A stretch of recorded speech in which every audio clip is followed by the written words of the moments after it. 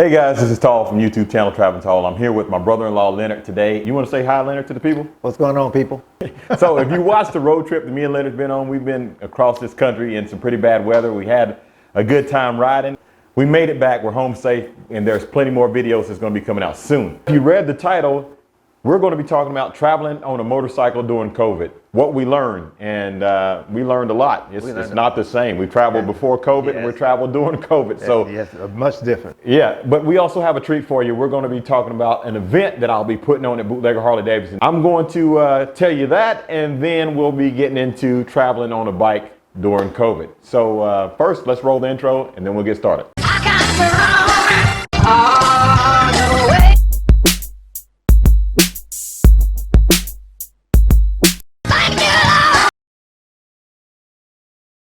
Really exciting news. If you haven't seen the video, July 17th, 2021 at Bootlegger Harley-Davidson, right here in Knoxville, Tennessee, I'll be hosting a meet and greet, the Traveling Tall Run to the Hills.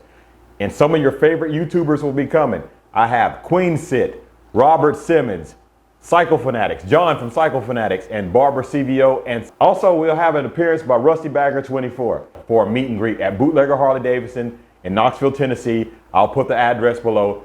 From 10 to 12, we'll be doing a meet and greet. At 12 o'clock, we're going to be leaving the Bootlegger Harley-Davidson and riding the Foothills Parkway. You've seen the Foothills Parkway on my videos before. Leonard, you've written, we was on it yesterday, right? Yeah. For everyone who will be attending the Run to the Hills event, you can purchase a t-shirt. We're pre-ordering t-shirts that'll be available for you to pick up at the event. Now the t-shirt, I'm able to offer it to you at a discounted price because of the generosity of some of the sponsors, Custom Dynamics, Chromeworks, Zippers Performance. The t-shirts will be available, but you have to have your order in by Monday. Click on the PayPal link, and in the comment section of the PayPal link, put Traveling Tall t-shirt and let me know what size you want to order. And also the t-shirt, the price of the t-shirts, I said I can offer a discounted price. They're only going to be $7. Small to 4XL, $7 at a discounted price. And I'll show you a picture of the t-shirt. You should be looking at that about now. It's a great looking t-shirt, and I'm happy to offer it to you. Only for those who's coming to the Run to the Hills event for 2021. Now, if you don't want to purchase your t-shirt ahead of time, the day of the event, they will be $10. And if you attend the event, you can pick them up. I will not be able to mail these shirts out at the price that I'm offering them to you. I can't pay for postage to mail them out. So if you're not coming to the event, then there's no other way to get your shirt. Also, this is important. When you're paying through PayPal for your shirt, specify the size, the quantity, and your name. The name that's on your driver's license, because I'm going to make sure you are who you are before I give you the shirt. All right, so for everyone who's coming to Knoxville for the Run to the Hills event at Bootlegger Harley-Davidson, the official hotel is the Spring Hill Suites by Marriott, and that's located on 10955 Turkey Drive. From the parking lot, you can see Bootlegger Harley-Davidson. It's across the interstate, and it's real convenient. I chose that because there's restaurants in front. It's close to Bootlegger, and restaurants are within walking distance of it. Now, there will be a link in the description below that gives you a discounted rate. The link will be good until Tuesday. And for people that's arriving early, there's some room set aside to book as early as Thursday. Just click on the link below and you can check that out. Also, if you want to, the information to the hotel will be below. You can give them a call.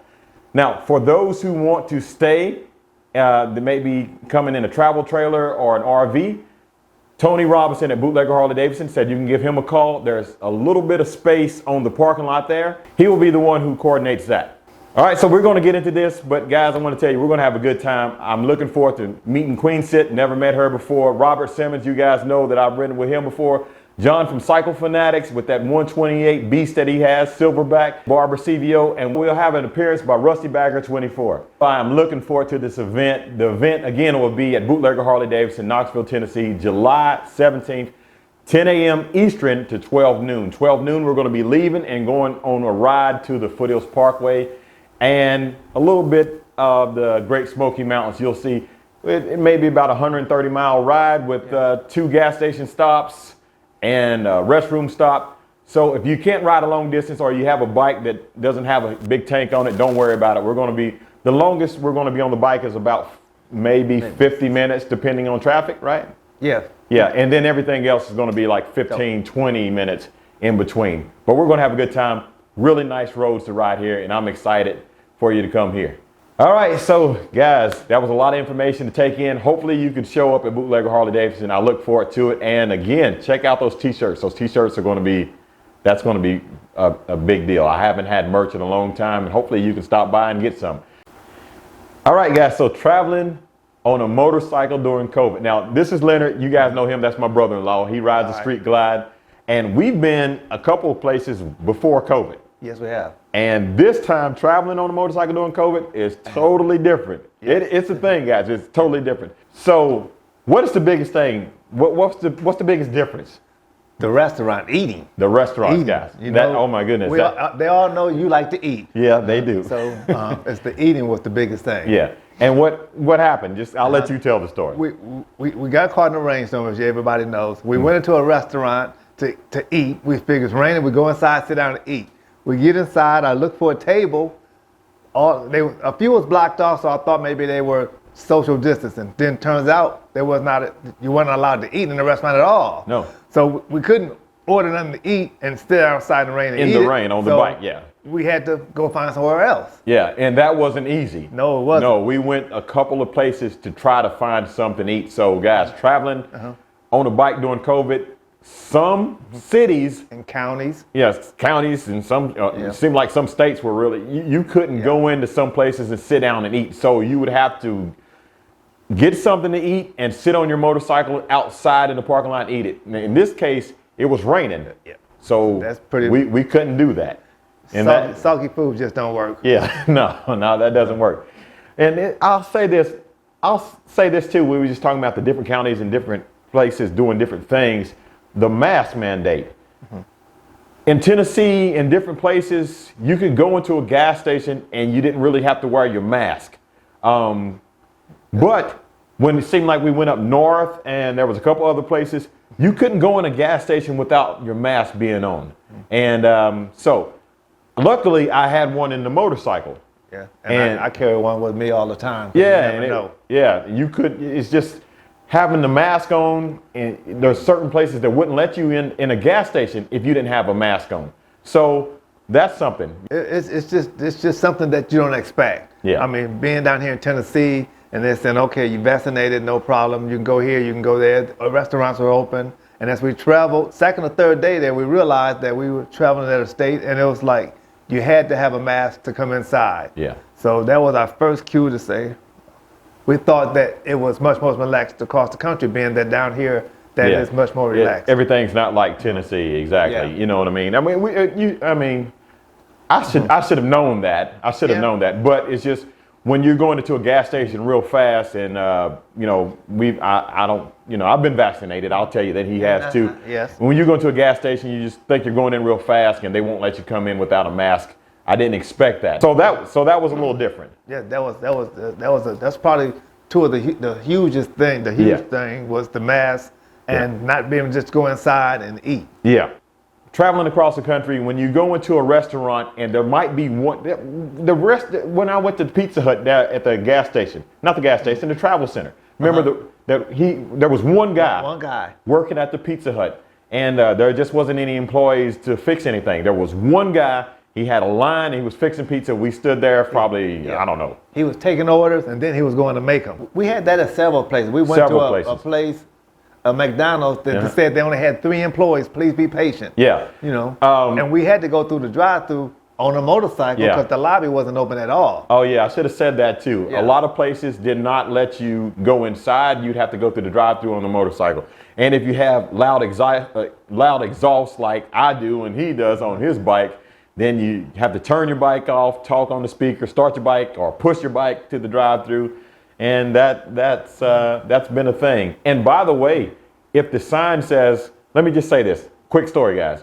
We've been traveling all day, riding, and I said, I'm tired of eating fast food. I can't wait till I get to Nebraska, and we're going to get something to eat. I wanted to eat Cracker Barrel. I wanted some real good food, and said they closed at 9 o'clock. But since COVID has been around, there's a shortage of workers. sometimes you'd show up and just 8 o'clock, 8:15, just a random time. We was at KFC when we was going through the drive-through, and they said closes at 9. It's yeah, 8:30. And it's like, we're done, guys. So people are kind of doing things a little different. Yeah, so we were literally in line at the drive-through. Yeah. And they just said that was it. That was it.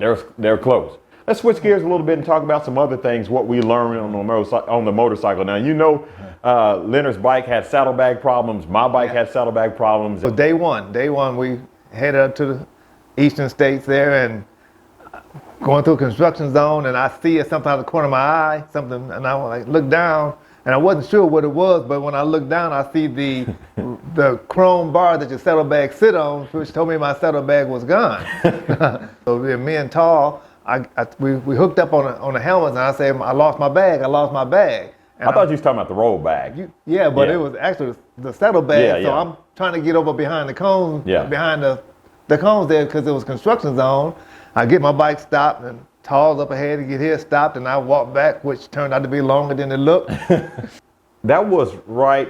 Going to Maryland, it was right on the edge of DC. We didn't pass through DC, but that was right on the edge. Rush hour, busy. His saddlebag is laying in the middle of the road across traffic. Now, he told me, he pulls over, and he's like, my bag fell off. I pulled over, which seemed like it was about a half mile away or whatever. And I had to walk back there to where he was, and he walks back there to get the bag that's across traffic, and walks back up there, cars are zipping by. You've seen the video. Yeah, and for me, I had the bags inside the saddlebag. The liners. Luckily, and everything was intact, so I didn't lose anything, but the bag was cracked across the bottom of it, was out of it, cracked down the front, and shout out to Zippers for thank you, Zippers. Give me another bag there to get me back here, and the trip continued. It continued. That one bag, it was broken on the bottom. That thing would have just fell apart by the time we got there. Yeah, because that's another thing about traveling, the roads. Yes. The roads. Oh my goodness. I understand some states have bad roads. We've been on quite a few of them, and I never realized, and I guess there's a world of difference on 2 wheels compared to 4. Yeah. Because I felt like I was riding a bucking bronco or something, because I'm telling you, I've never been thrown around and shook up so much. And at one time you said your rear end kicked up like that. Kicked up. It's the roads is something. It is. Yes. It's no joke, guys. And we went from the East Coast out to the Midwest, so we was on a lot of roads. Oh my goodness. You said the roads. Let's talk about.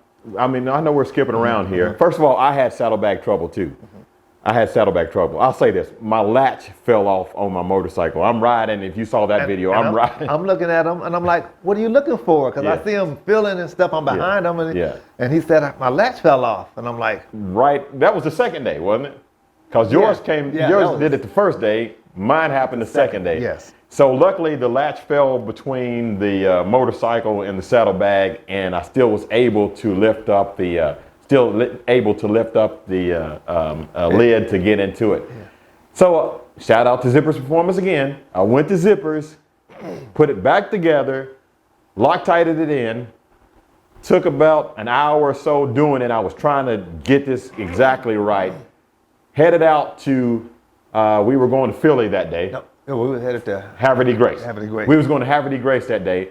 Headed up to Haverty Grace, 10 miles down the road, it falls off again with blue Loctite on it. So I was like, okay, it was completely stripped out. So the moral of that story is, before you go on a road trip, check everything. Make sure everything is tightened. Check your saddlebags, check everything. Even if it's not a Harley though, all motorcycles. Oh yeah, all motorcycles. Yeah, just all motorcycles. Yeah. And then my exhaust. Yeah, my exhaust came loose. The clamp came loose on it, and I was walking out the hotel, and I saw the exhaust pipe. One was sticking out about that much further than the other one. I was like, what in the world's going on here? And yes, my exhaust clamp came loose. But shout out to Conrad Harley-Davidson. Yeah. I went over there, and those guys hooked me up. Yeah, they took care of you. And I got a new exhaust clamp on there. And it's funny, I was on my way to Chromeworks anyway. Yes. And if you haven't seen that video, make sure you see that video there. Thanks again for everyone at Conrad Harley-Davidson. And if you're in the Joliet area, stop by Conrad Harley-Davidson. I believe that was James who helped me out. Yeah. I think so. James. And I met a couple of viewers and subscribers there too. Guys, thank you for stopping by and say hello. And I also talked to someone who was putting some exhaust on his bike. Remember those guys? Yes, if you're watching, comment below. Hey guys. So that day was supposed to be a short day. It was a 500-mile day. We did a 700 plus mile day before. And speaking of 700 miles, when we was going through those cities, man, we were going through a toll road seemed like every 5 miles. It seemed like it, yes. Yeah, I haven't got all my toll bills yet. Because you get a sign and you really don't understand what the signs mean. Yeah. Cash, and if it says cash here, there's nobody there. Yeah, there wasn't anybody pull there. up and you stop and then you go. So, well, the worst was when I got that ticket from the toll booth in Ohio, you know, and then we were leaving, and that was the highest one. Wasn't that like $20 or something like that? Yeah. Or 16, 17? Yeah, it was. Yeah, guys, it's crazy. Again, we haven't even received all of them yet, so be prepared for the tolls. And speaking of the tolls, I had to say this one time. You remember we was traveling on the road? The toll road was right here, and we can literally see the free road right over there. Yes. Yeah. The navigation. Yeah, because the navigations took us on the toll road, and we could see the free road right there. So that kind of stink. Then we went to a toll booth. They took credit cards. Yes. So then you couldn't get it to work. Yes. Yeah. Oh yeah. And people are blowing at you. We're on a motorcycle. We got to get off, get our wallet, swipe a credit card. First of all, it didn't work. The credit card thing didn't work. Then we have to hit the call button to talk to somebody. We got loud Harley-Davidsons, and people are blowing the horn behind us. You can't go. We try to go 2 at a time. Yeah. You can't go 2 at a time. You had to go 1 at a time. And then we're trying to get everything out, talk to the person. And he's like, okay, the credit card thing's not working or whatever. And then finally got it to working.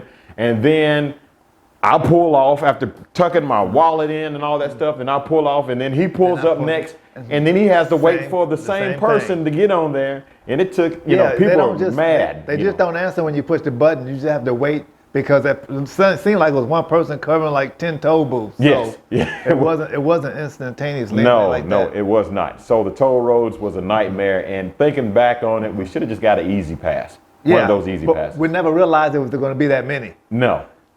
I'm sure. Yeah. I can't even tell you how much we paid in tolls. It was high. Yes. And we haven't received all the bills yet. One of the biggest things, if you watch the videos, you've seen the weather. We had some good days. Some good days. Not very many. But we had some bad weather, but still good days. You know, had a good time. Definitely wasn't boring. Was it? Nowhere near. You'll never forget that when the storm was chasing us. I mean, which time? I mean, how many times? They just saw the one video with the storm chasing us. The storms was chasing us the whole time. But you want to talk about being under the bridge that one time? We got caught in the rain first of all. Yeah. Then we get to a bridge, which out in the Midwest, there's not very many bridges. No. So when we got to it, we were already wet. Already. So now we gotta dig out our wet gear, put it on. We put it on over wet clothes. Yeah. So. And listen, and we didn't stop because of the rain. Because we rode through the rain several times. Yeah. We stopped because of the high winds and you couldn't see. Yeah. The rain was blowing so that you couldn't see. Yeah. So we had to it was daytime and then it got dark. Yes. And we had to stop under that bridge, and it wasn't perfect. I mean, the wind was just blowing and everything else. It was like we wasn't even underneath the bridge because the rain was coming sideways, so we were getting just as wet as we could have been standing out, not underneath the bridge there. And that was one time. That was one time. One of many times. Of many. Since we're talking about rain, you want to talk about the rain gear? Yeah. And when we travel like that, our rain gear, I'm saying, never dried out because the more we rode and got caught in the rain, it started to seep through, and we started, our rain gear didn't hold up, so our clothes. I had it hung up in the hotel, and it still didn't dry out. One of the things I learned there is I don't know if you need to buy 2 sets of rain gears or something different, one in your roll bag and switch it out, but you're still going to be wet because you can't let it dry out because we're only sitting overnight. So I don't know if there's a good clear-cut answer for that. Well, I'll be honest with you. I had Columbia. Mine is not officially made for motorcycles, but you had one that's officially made for motorcycles, and you still got soaking wet. I got wet. It was reflective, but I got wet. And I'll tell you what, my Jordans, you guys know I wear Jordans, they were soaking wet to the point where I got to the hotel. I actually have video of it. I poured out water from my shoe. They were that wet. And that's what rain shoes over you. Yeah, and that's what the little rain gaiters that they have over the shoes. It was horrible. The water would get in, and it was just it was. It sounds like we had a bad time. Yeah, but we had a great time. Yeah, it was a great Yeah, time. it was a great time. But looking back at it now, we didn't feel as we do now during that time. Yeah, I got a little nervous at one. That storm really made me nervous. Well, the first one didn't make me that nervous. When we was riding, Leonard's like, man, the wind's high. I said, you ain't experienced high wind yet. Yeah, I kept saying that, and I kept saying that. But then we really did experience high wind, where that bike's just blowing like this around the road. And then you start seeing the rain, and you start feeling the temperature getting cold, and it starts getting dark, and things, you just holding on, and like you're out in the middle of nowhere. Yeah. You can't just stop and pull over the side of the road. You got to keep that throttle twisted and get moving. You know what I mean? So, but that's just what riding's about. We had a good time. I had a blast. I thought it was great. With the rain gear, rain gear does fail sometimes, so it's important to have more than one pair of shoes, more than a few pair of pants. Yeah. I mean, and a belt. My belt was wet to where I had to use it, but I think next time I travel like that, I would take more than one belt to give it a chance to dry out. More than one pair of gloves. More than one pair of gloves. Oh, definitely. More than one pair of gloves, because once your hands get wet, and never know what the weather's gonna be like. If it starts to cool off and you wet gloves, your hands, that's not a good feeling, especially when you got to work the throttle and the clutch and the brake and stuff like that. I'm glad you said cool off. Let's talk about this. It's June when we went. It was June. I considered leaving my jacket. You considered I considered it leaving your jacket. Yes. But I remember last time when I was in San Francisco, and guys, I watched videos of California, and I'm thinking it's all surfboards and sand. But somebody told me, hey, you better put that jacket in your saddlebag. Well, we wasn't going to California. We was going in the middle of Nebraska. And I thought, hey, it's going to be warm. It's hot in Tennessee. Yeah. I threw my jacket in there. I threw mine in the morning of getting on the bike. Yeah. Just at the last minute. And I'm glad I had it too. Yes. Yes, it got cold sometimes. We wore those jackets quite a bit. Yes, we did. Yeah. We sure did. Yeah. So but looking back on it all, we had a blast. I had a great time. Yeah, like that one day leaving Nebraska, it was 90 degrees when we left Nebraska. Yeah, then it got cold. Got cold. Yeah, that's when on we the got same ride. That's when the storm the storm hit. Yeah, we went. It went and the storm. It went from sunny to storm, and it seemed like 5 minutes, and there was nothing out there. And the storm, and all of a sudden, the storm is out there, and you probably seen Tall doing this. Telling me, let's keep going, let's try to find some shelter or something. Yeah. Oh, that's called, what's funny too? The helmets, guys, when you're using the Bluetooth, they didn't last the whole ride. No. When you're riding 700 miles, 500 miles a day, they're not going to last the whole ride. They lasted about... almost to dark. Yeah, I'd say maybe 10 hours. Because we were hooked up to the intercom the whole time, taking phone calls and stuff like that. So when you stop at a gas station, or definitely to sit down 30 minutes to get something to eat, turn them off. Turn your Bluetooth communicators off until you get back on it. Yeah. And speaking of electronic items, cell phones.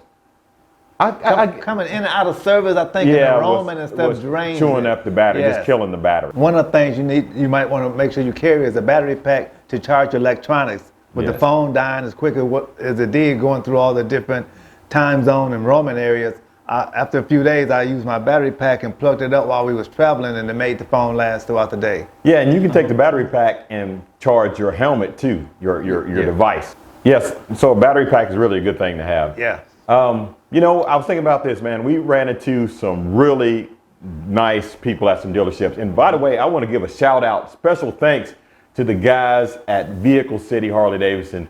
That's in Flint, Michigan. They helped me out with my saddlebag issue that I had. Now, here's the issue that I had. The screw came out of the saddlebag latch, and it landed on top of the speaker, and the speaker is a magnet, of course. So I didn't want to play my music. I didn't play my music for 90% of the ride. Right. And I was in Flint the last part of the ride, and I told those guys that, and they came out. It was closing time. Yeah. They came out and it was closing time, and they sat there in the parking lot. They took the speaker grill off and got that screw out, and he even offered, he tried to fix the latch, but he said it was stripped out. So shout out to those two guys from Vehicle City Harley-Davidson in Flint, Michigan, and everybody at Vehicle City Harley-Davidson in Flint, Michigan. Thank you guys. I really appreciate it. You guys are top notch. Thank you. And that is just so happens to be his local Dealership. yeah, it's local dealership, Yes. Vehicle City, Flint, Michigan. Stop in and see those guys there. You know, before I used to stay in cabins and things like that, and I had my motorcycle right out front of the cabin. That's what I really like, because you don't want to be so far away from your motorcycle. And if you saw that picture on Instagram, if you're not following me on Instagram, it's @RealTravelingTall. Even when I sit at a restaurant, you got your bike packed down with stuff. You want to be able to look out and see your motorcycle. Yeah, we sat by the window. Yeah, and they were at the restaurant. They was nice enough to put us where we could see them and things like that. Exactly. So you can request that. You shouldn't be far from your motorcycle when you're traveling. Restroom breaks, if you're traveling with a friend, he goes, then I go. I'm not going to leave the bike unattended with all this luggage and stuff like that on there. So that is kind of what I want to talk about, hotels.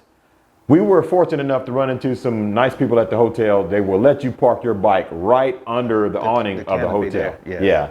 And that's what, you know, if you go inside and talk to them, most of them, all of them? All of them. Yeah, all of them let us do that. Yes. And it was kind of funny because we saw other bikes out in the parking lot. Yeah. And we went in and talked to them and they said no problem. yeah, and they let us do it anyway. And Yeah, that was pretty. I was wondering why those other guys didn't ask. So Yeah. I don't know, but yeah. So shout out to all the people in hotels that let us do that, and we've stayed Yes. in different brands of hotels. Yeah. And if you're going to stay, just a perk for traveling, make sure that if you stay in a certain brand of hotels, make sure you sign up for the rewards program. Right. Yeah, even if you use Priceline. I was using Priceline a lot. You can take your night and still use the rewards program. Listen, that's pretty much, I mean, there's way more. We could talk about way more, we but talk about this all I don't want to night. bore you guys with Exactly. that. I really don't. So hopefully, again, traveling during COVID, the things that we learned in the beginning, that was something different. Oh, hotels, COVID, no breakfast, some of them. Exactly. Yeah, you couldn't even.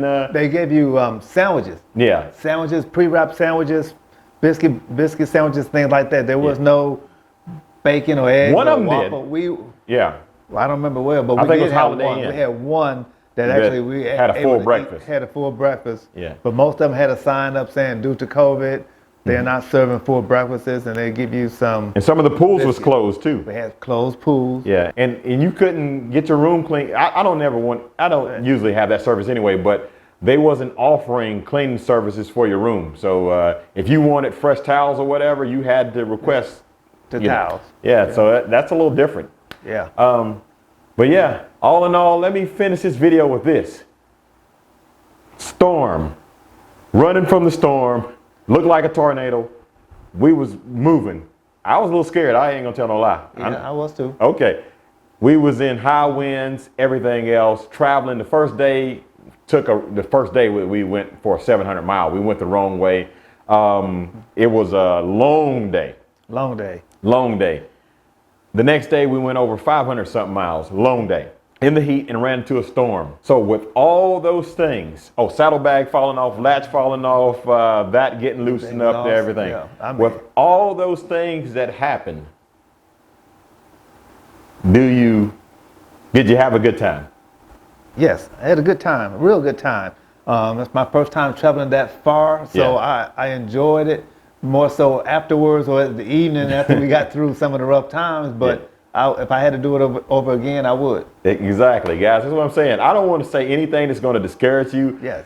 All those things happen. I'm telling you, there is nothing, absolutely nothing like traveling across this country on a Harley-Davidson. The people that we met at gas stations, this elderly lady that we met at the gas station, she was riding a Harley. Riding a Harley. Yeah. If you're watching, shout out to you. Yes. You know. She just got it. She was elderly, and she just got it and said how the family didn't want her to have it and things like that, but she bought it anyway. Bought it anyway. She wanted a Harley. That's She right. bought a Harley. Her first bike. And so many people was Yes. asking us, hey, talking about traveling across country and these things like that. So, guys, it was very encouraging. Yes. We had a great time. All right, guys. So that was a long video, and I'm going to end the video here. I had a good time going out cross country with Leonard. We had a great time on the motorcycles. Yes, we had a little bit of problems, like I said, but we had an awesome time.